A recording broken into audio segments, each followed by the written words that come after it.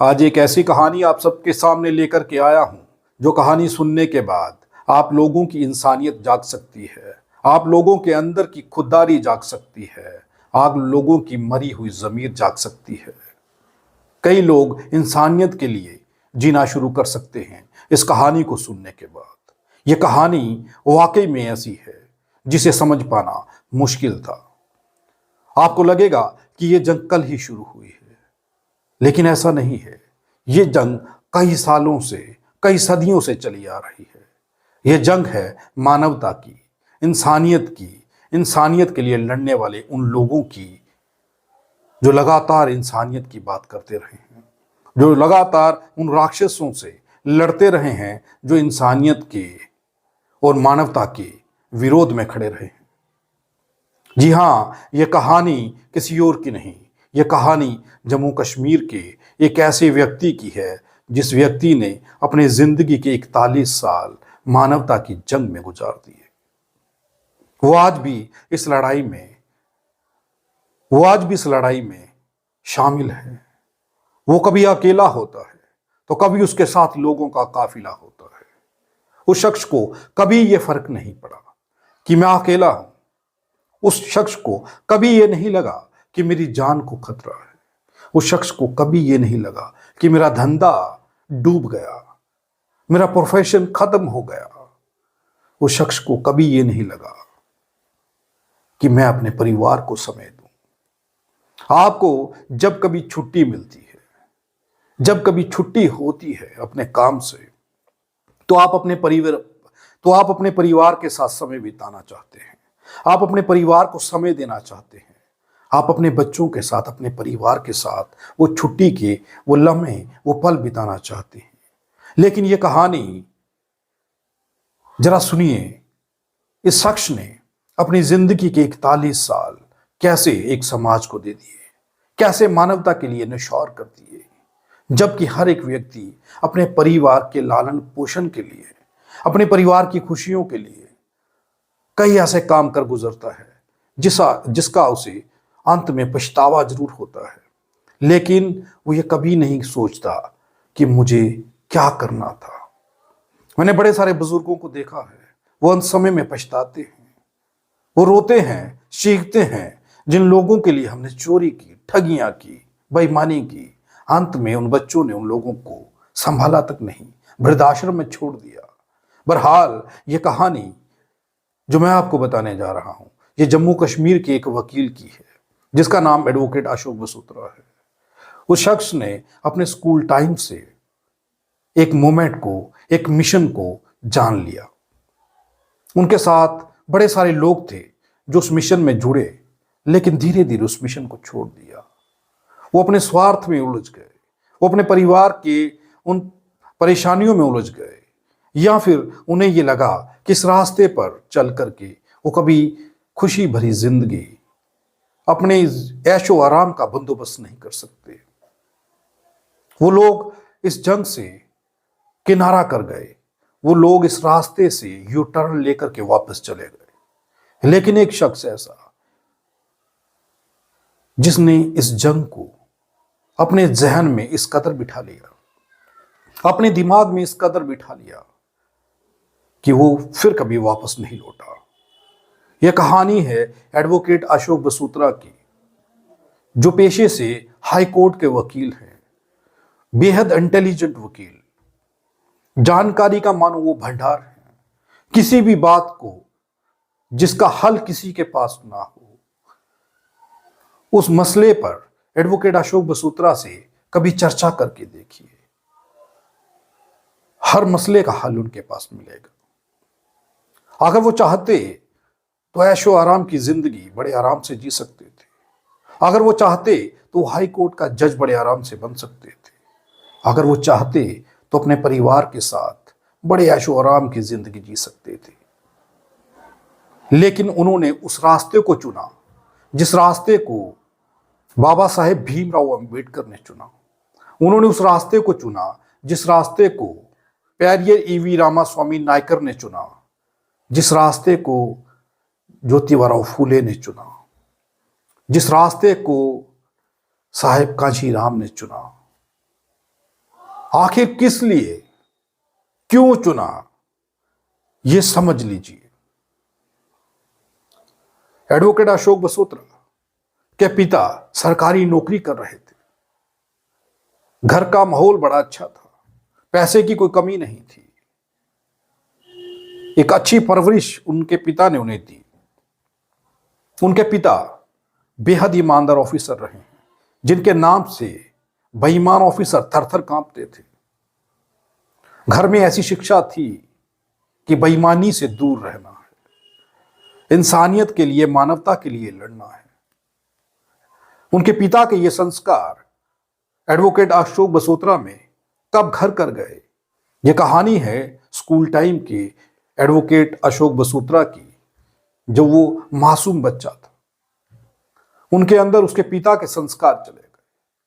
पिता भी मानवता के लिए लड़ रहे थे, आज से नहीं, कई सालों से। लेकिन जब एडवोकेट अशोक बसोत्रा के अंदर पिता के विचार गए तो उनमें इजाफा हुआ, उनमें बरकत हुई, वो विचार बढ़ गए। उन विचारों ने विशाल आकार ले लिया। एडवोकेट अशोक बसोत्रा ने वकालत की पढ़ाई की जम्मू यूनिवर्सिटी से। वो वकील बने और एक ऐसे वकील लोगों के लिए लड़ते हैं, SC ST OBC समाज के लिए लड़ते हैं। तो इस कहानी को समझ लेते हैं कि आखिर कहानी क्या है। यह कहानी है एडवोकेट अशोक बसोत्रा की, जो पिछले 41 साल से SC ST OBC समाज के लिए लड़ रहे हैं, बिना नागा किए। देश का कोई ऐसा कोना नहीं है जिस कोने में उन्होंने किसी सेमिनार का हिस्सा बनने से खुद को रोका हो। आप चाहते हैं कि आप अपने परिवार के साथ रहें, लेकिन वो शख्स SC ST OBC समाज के लिए अपने परिवार को छोड़ करके निकल गया। 41 साल लगातार एक लड़ाई को लड़ने के लिए जब वो घर से निकले,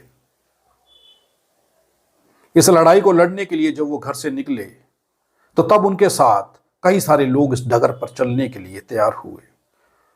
लेकिन जब इस रास्ते पर चलना पड़ा, परेशानियां आने लगी, तो कई लोगों ने यू टर्न ले लिया।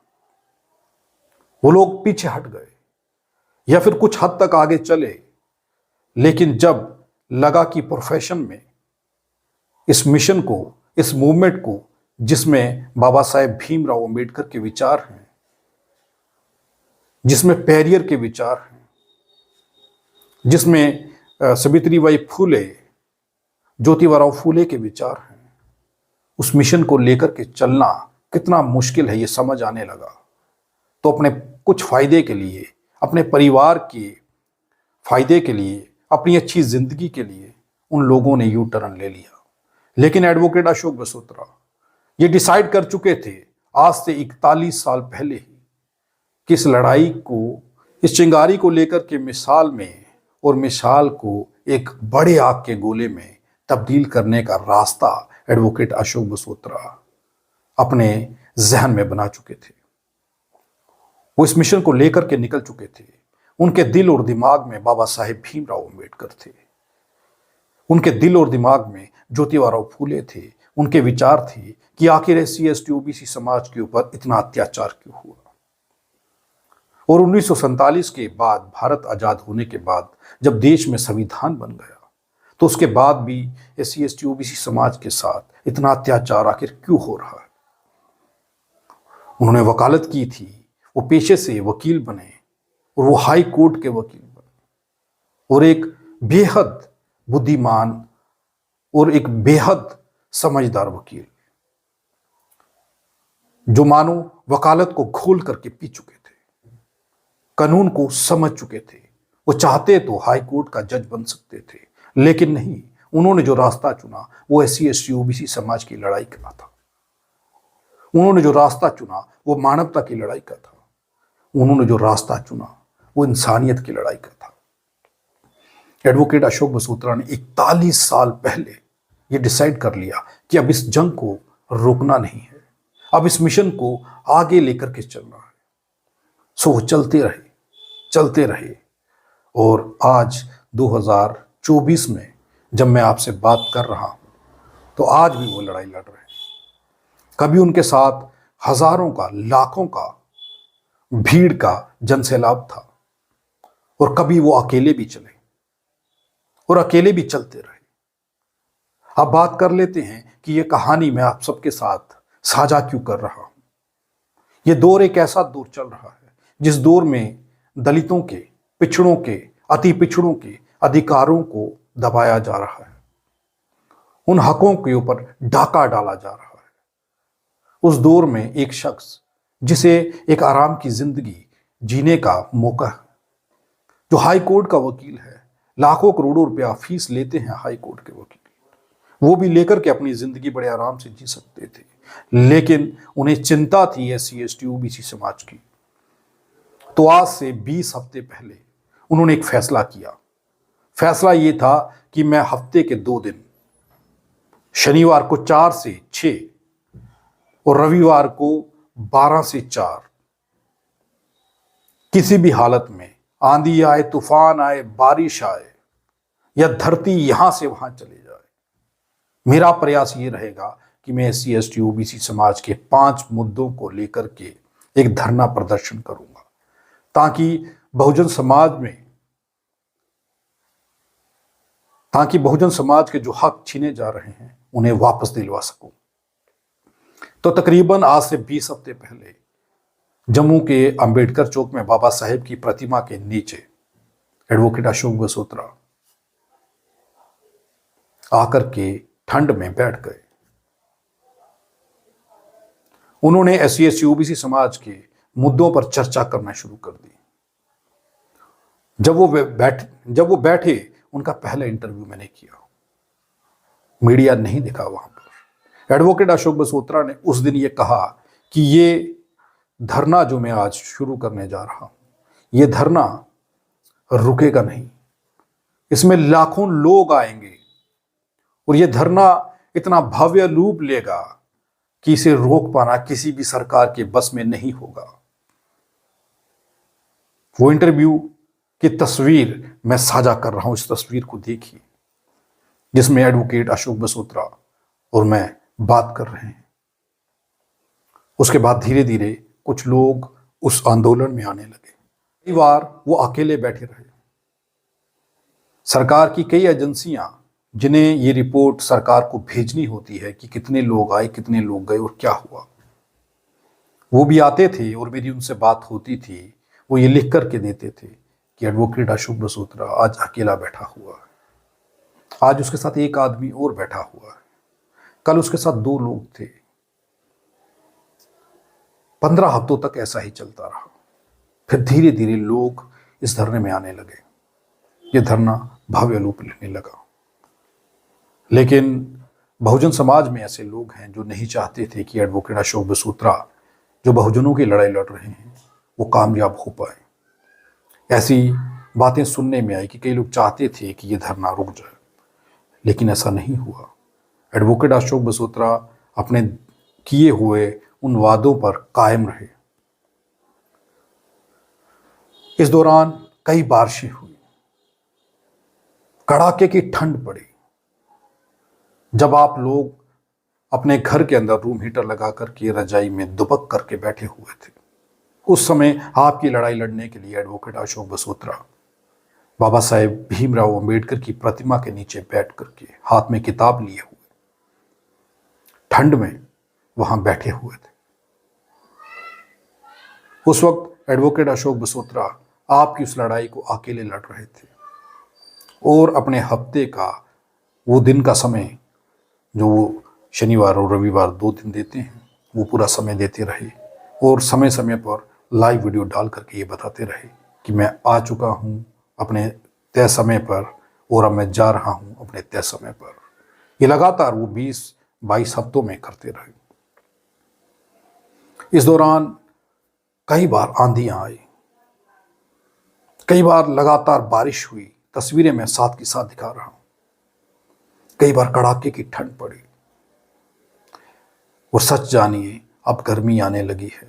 22 हफ्ते होने को हैं एडवोकेट अशोक बसोत्रा बहुजन समाज की लड़ाई लड़ रहे हैं।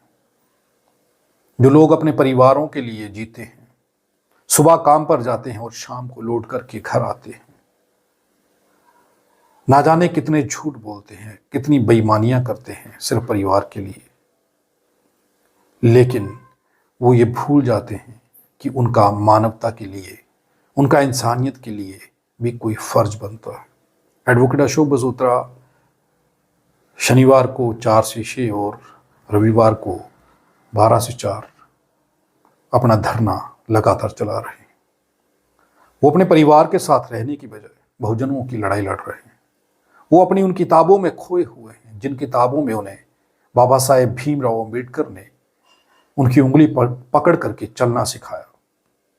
पेरियर ने उनके विचारों को जिंदा किया। ज्योतिबा फूले ने उन्हें संघर्ष करने का जो बल बख्शा, जो उनको प्रेरणा दी, उस प्रेरणा को लेकर के वो उस बाबा साहेब भीमराव अंबेडकर की मूर्ति के नीचे बैठे हुए लगातार बाबा साहेब की उन विचारों पर पहरा देते हुए नजर आ रहे हैं।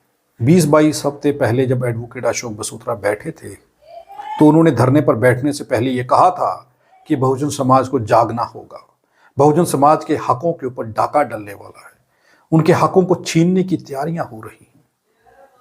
लेकिन उनकी पीठ पीछे लोग ये कहते थे कि लगता है कि एडवोकेट अशोक बसोत्रा सथिया गए हैं। उन्हें यह समझ नहीं आ रही कि ऐसा कुछ नहीं होगा। लेकिन आप सुनकर के हैरान हो जाएंगे, ये सोच करके हैरान हो जाएंगे कि जो एडवोकेट अशोक बसोत्रा 20-22 हफ्ते पहले कह रहे थे, कह तो इन चीजों को वो 40-41 साल से रहे हैं, लेकिन जब बाबा साहेब भीमराव अंबेडकर की प्रतिमा के नीचे अंबेडकर चौक में बैठ करके उन्होंने दावे से ये कहा कि अब समय आ गया है, आप लोगों के हक आपसे छीने जाएंगे, तो ऐसा ही हुआ। सच मानिए दोस्तों कि बहुजन समाज के हकों पर डाका डल गया और आज लोगों को एडवोकेट अशोक बसोत्रा की बातें समझ आने लगी। अब ओबीसी समाज के वो नेता जो कोई प्रेस कॉन्फ्रेंस करने से डरते थे, जो मौजूदा सरकार या पहली सरकारों के सामने खड़े होने से डरते थे, जुबान खोलने से डरते थे, अब वो प्रेस वार्ताएं कर रहे हैं कि उनके हक छीने जा रहे हैं, उनके अधिकार छीने जा रहे हैं। और अपनी प्रेस वार्ताओं में, अपने धरने प्रदर्शनों में अब एडवोकेट अशोक बसोत्रा को बतौर चीफ गेस्ट बुला रहे हैं। आप इस बात को समझ लीजिए कि एडवोकेट अशोक बसोत्रा ने जो बातें 40-41 साल से लोगों को समझाने का प्रयास किया, वो लोगों को आज समझ आ रही है। जिन लोगों के लिए उन्होंने अपनी जवानी, अपनी जिंदगी, अपने परिवार के साथ रहने का जो एक व्यक्ति का शौक होता है, अपने परिवार के साथ समय बिताने का एक जो शौक होता है, उसे नश्वार कर दिया बहुजन समाज के लिए, उनकी जंग के लिए। और उस जंग में 41 साल के बाद 2024 में एडवोकेट अशोक बसोत्रा का वो सपना, जो एडवोकेट अशोक बसोत्रा की वो सोच, जो बहुजन समाज को वो समझा रहे थे, दिखा रहे थे, जो तस्वीर उनके सामने लेकर के वो खड़े थे, उस तस्वीर को बहुजन समाज को, SC ST OBC समाज को समझने में 41 साल लग गए। एडवोकेट अशोक बसोत्रा ने मेरे साथ एक इंटरव्यू किया था। उन्होंने ये कहा था कि मैं लोगों के घरों में जब जाया करता था, अपने ही OBC समाज के पास जब ये समझाने के लिए जाता था कि आने वाले समय में आपके हक आपसे छीन लिए जाएंगे, तो सच जानिए कि जब मैं उनके घर बैठता था, वो मेरे सामने रखा हुआ पानी तक उठा लिया करते थे। आप सोचिए कि जब ऐसा कुछ किसी व्यक्ति के साथ होने लगे जिस समाज के लिए वो लड़ रहा हो, तो उसे लगता है कि मुझे लड़ाई छोड़ देनी चाहिए। जब ये लोग ही कुछ नहीं करना चाहते तो मैं क्यों करूं? लेकिन वो नहीं हटे, वो अपनी विचारधारा को लेकर के आगे बढ़ते रहे, उस विचारधारा को कायम रखे रहे। आज 2024 में उनकी वो बातें जो 41 साल से वो कह रहे हैं, वो लोगों को समझ आने लगी हैं। अब SC ST OBC समाज बाहर निकलने लगा है, अब वो लड़ने लगा है अपने हकों के लिए, अपने संघर्ष के लिए। एडवोकेट अशोक बसोत्रा को आप सब जानते हैं, लेकिन डरते थे उनके साथ खड़ा होने से। अब मजबूरी बन गई है उनके साथ खड़ा होना, नहीं तो अब सबके हक छीन लिए जाएंगे। ये कहानी एडवोकेट अशोक बसोत्रा के 40 साल के उस संघर्ष को 20 से 22 इन हफ्तों को समर्पित है। अगर इस कहानी को पूरे तरीके से आप सबके साथ साझा करने का प्रयास करूं तो कई घंटे लग जाएंगे, तब भी इस कहानी को नहीं समझाया जा सकता। उन हालातों को नहीं समझाया जा सकता जिन हालातों में उन्होंने जिंदगी जी है। उन कुर्बानियों को नहीं समझाया जा सकता जिन कुर्बानियों को उन्होंने बहुजन समाज की इस लड़ाई में अपनी जिंदगी से कई ऐसे मौकों को गवा दिया, कुर्बान कर दिया, जिनका वो फायदा ले सकते थे। वो हाई कोर्ट के एक जज बन सकते थे, वो आलीशान बंगले बना सकते थे, वो महंगी से महंगी गाड़ियां लेकर के घूम सकते थे, वो बड़ी ऐशो आराम की जिंदगी जी सकते थे। लेकिन उन्होंने जो रास्ता चुना, एससी एसटी ओबीसी समाज, दलित पिछड़े दबे कुचले समाज के हकों के लिए लड़ना, उस पर वो निडरता से चलते रहे। अब वो लोग उन्हें अपना नेता चुनने लगे हैं। आप अंदाजा लगाइए कि एडवोकेट अशोक बसोत्रा के इस संघर्ष को हम शब्दों में बयान नहीं कर सकते और ना ही आप समझ सकते हैं। वो एडवोकेट अशोक बसोत्रा ही हैं जो अपनी इस कहानी को बयां कर सकते हैं। हम कोशिश करेंगे कि उनकी इस कहानी को उनके साथ बैठकर के उन पलों को आप सब तक पहुंचाएं कि वो इस संघर्ष को कैसे लड़े, उनके प्रेरणा, उन्हें ये प्रेरणा कहाँ से मिली, उनके प्रेरणा स्रोत कौन है, वो क्यों कभी नहीं डोले, वो क्यों इस लड़ाई को लेकर के लड़ते रहे, जबकि हर वक्त उनकी पीठ पर उनके ही लोग वार करते रहे। लेकिन वो अब भी ये कहते हैं कि बहुजन समाज जाग रहा है, वो अब भी बहुजन समाज के लिए लड़ रहे हैं। कल वो बाबा साहेब भीमराव अंबेडकर चौक में फिर धरने प्रदर्शन पर पहुंचेंगे, उनसे बात करेंगे और आपको बताएंगे कि आगे के संघर्ष की उनकी रणनीति क्या है। आप देखते रहें आरटीआई इंडिया न्यूज़, लोकतंत्र का पहरेदार, ताकि हम पहुंचा सकें आप तक वो खबरें जो नहीं पहुंच रही हैं या फिर जो नहीं पहुंचाई जा रही हैं। धन्यवाद। हम किसी से विज्ञापन नहीं लेते और ना ही किसी राजनीतिक पार्टी के इशारों पर पत्रकारिता करते हैं। अगर आपको लगता है कि हमारी पत्रकारिता ठीक है, हमारी पत्रकारिता आपको दिखा रही है जो आप देखना चाहते हैं, तो हमारी आर्थिक सहायता करें ताकि आरटीआई इंडिया न्यूज़ आप सबकी आवाज़ बना रहे।